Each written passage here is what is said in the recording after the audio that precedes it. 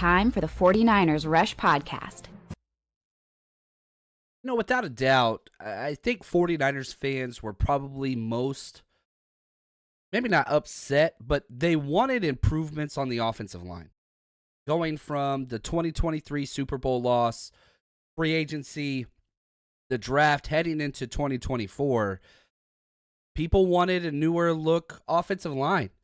And the 49ers said, not so fast. We're going to run it back. We're going to run it back with the exact same guys, the exact same backups. They did add Dominique Pooney, who has kind of inserted himself into the starting lineup. And it's funny because you look at Aaron Banks, right, who's number 16 on our list. That's today's show.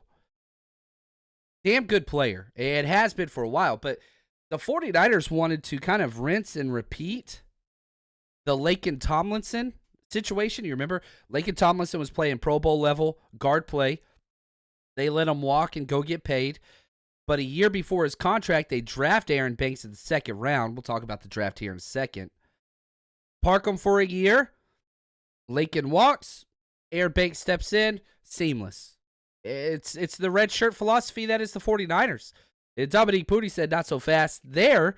And it's kind of forced his way into play at times. So there's some similarities there. There's some differences for sure. But Aaron Banks has been interesting because he sat that whole first year. 49ers, he's a bust. He's terrible, whatever else. Goes in, starts second year, very good. He's good. I would say very good.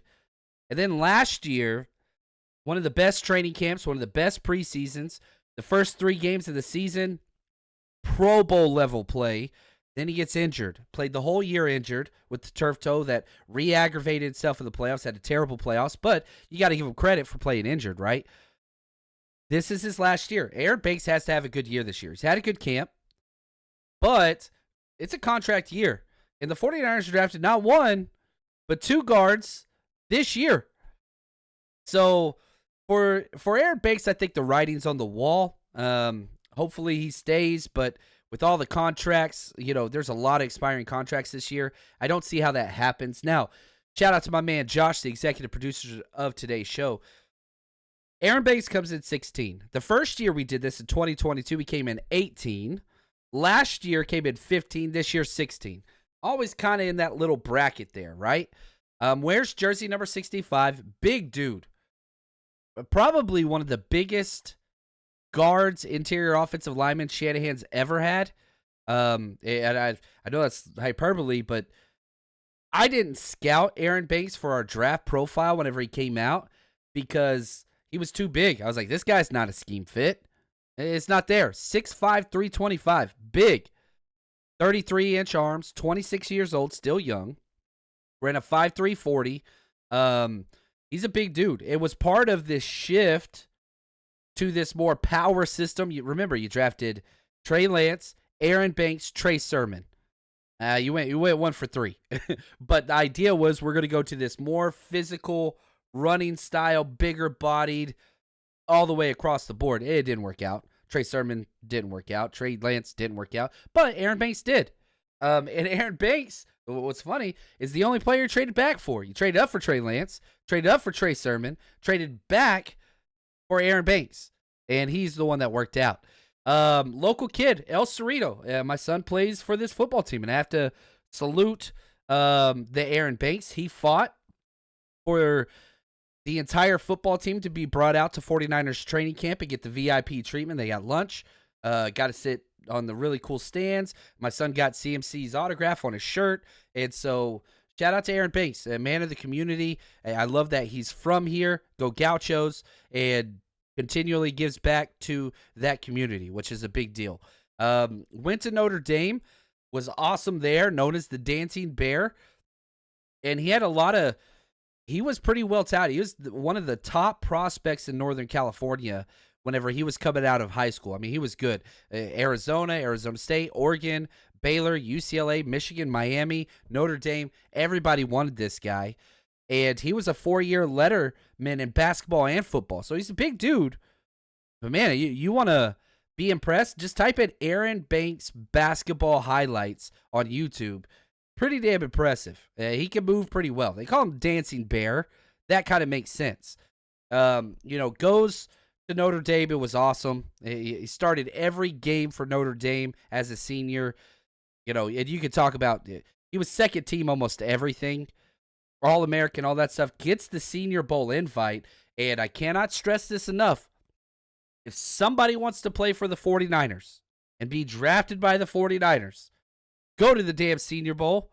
It changes everything. Here's John Lynch talking about the size of Aaron Banks and how they kind of, they don't go after a lot of those guys, but the Senior Bowl kind of helped him understand.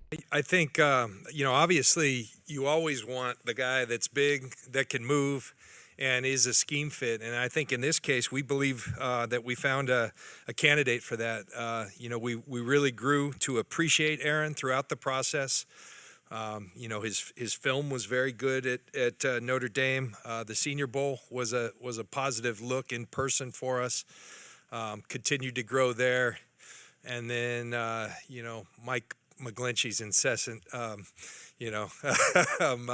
cheering for him, but he is a bigger guy, but he moves exceptionally well. And so we think he's a really nice fit. And so, he was awesome. He was Outland Trophy watch list, all ACC first team, honor roll. Notre Dame did a lot of wonderful things.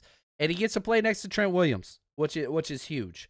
And I think that has really helped him grow. Aaron Banks is a good lineman. Is he a top 20 guard in the NFL? Probably not. But again, there's 64 starting guards in the NFL. I think he's probably in that 20 to 40 range if you put his entire career into perspective. And he did take a step back last year. Second year was good. This year it was like, all right, let's get it done in 2023, and he started so well. But then the injuries, and the injuries were really, really bad. And I really, gosh, man, he was on his way. He really, really was. Now, if he's going to get paid, probably going to be from another team. But this year is imperative for him and his family. You want career, life-changing money, which he's pretty close to. How much? What's his career earnings? $5.4 million, pretty solid. But we saw guards getting $20 million a year last year in free agency. Is he going to get that much? No. But this is somebody that could get $8 to $10 million a year. He is that type of a player, and I think that's about where he's going to be. And had turf toe twice last year. That's he's got to figure that out. And it's not his fault. Injuries are a thing. He played through it, put the team first, and put a lot of bad tape out there because he was so damn tough. We've seen the 49ers do this a lot of times. It really bothers me. Now, let's look at, he had 6 penalties last year. That's not good. Really bad. 4 false starts. Again, not good. 0 sacks allowed. Now, Brock Purdy really, really saved him on a lot of those, escaping the pocket, all that stuff. 6 quarterback hits, 23 pressures allowed. PFF grades, not good. 54.9 overall. That's below average. 54.9 pass blocking, below average. 55.2 run blocking, below average. But he's just one of those guys that gets the job done consistently. Not pretty, but is a guy, again, that line that Chris Forster talks about. If we get all these guys that play at this line, when Aaron Banks is healthy, way above the line.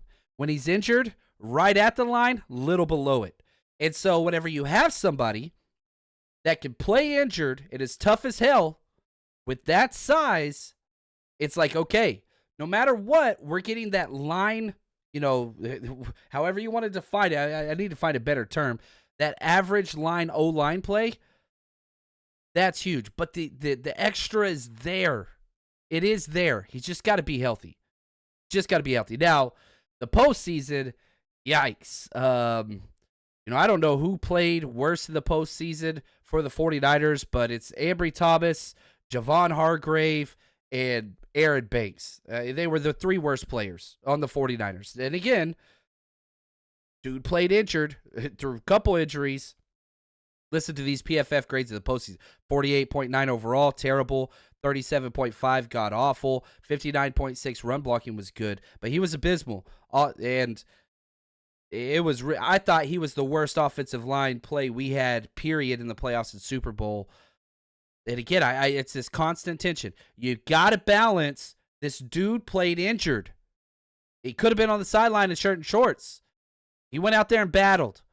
That counts for a lot with the 49ers. Players that refuse to battle injured, they ship out quick. They really, really do. Go look at Trent Brown. They want warriors, and Aaron Banks is that. He really, really is. Now, we drafted him in the second round. 49ers traded back. We were at pick 43. We traded back with the Raiders. We got picks 48 and 121. They got 43 and 230. They took Trevin Morwig, the safety, and Jimmy Morrison at pick 230. Morwig's been good as a safety, been injured a lot. 49ers got Aaron Banks in 121, but then we used that 121 pick to trade up for Trey Sermon. That didn't work at all. Now, you remember when we traded back, everybody wanted Asante Samuel Jr., the corner? Y'all remember that? We didn't get him. He went a pick before us. We took Aaron Banks. What's funny, Pro Football Reference measures the value of your career. Banks is at an adjusted value 15. Samuel's at 13. So they got the better players so far. We'll see. Samuel's got 6 interceptions, which that's pretty impressive. But he's been benched a lot of times. It's kind of a rotational piece. You've got a starter in Banks. I was screaming from the mountaintops, Creed Humphrey. That's who I wanted more than anybody. I had a background first-round grade on him.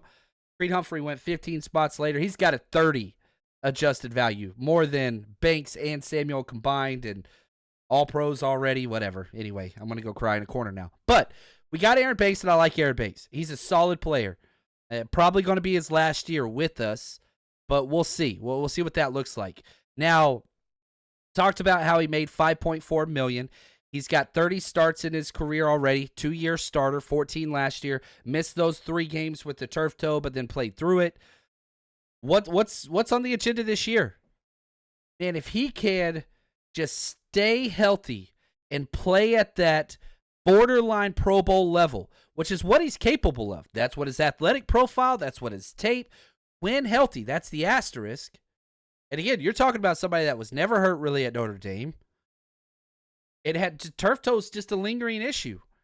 Hopefully that's past it. I hope he balls out next to Trent Williams, gets a Pro Bowl alternate type year, and goes and gets $12 million a year for another team. That's the best interest of Banks. 49ers, we get a nice comp pick. We allow the rookies to step up. That's the way the 49ers have designed this. We'll see what happens. Aaron Banks, you are the man. Thanks for taking care of the community. And I hope you have the best year of your career and get paid like nobody's business, man. For us, we'll just keep counting them down.